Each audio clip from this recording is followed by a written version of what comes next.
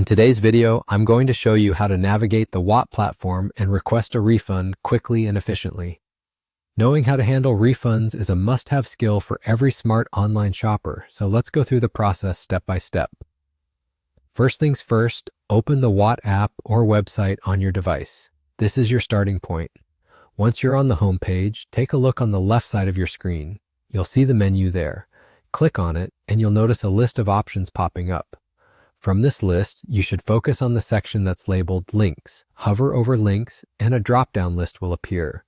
Here, simply select Help.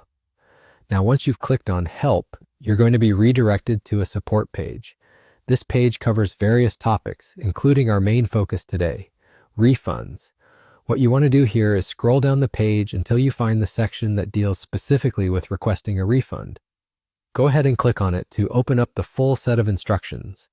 The next step involves logging into your account, so make sure you have your login details ready. Once you're signed in, you'll want to navigate to either the Purchases or this website section, depending on what appears on your screen. Within this section, find the specific order for which you're looking to get a refund. When you've located it, click on Request a Refund.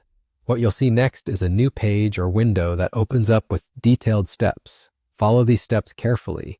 You'll be required to supply some important information, like your reason for wanting a refund, the transaction details, and any supporting info that could help expedite the process.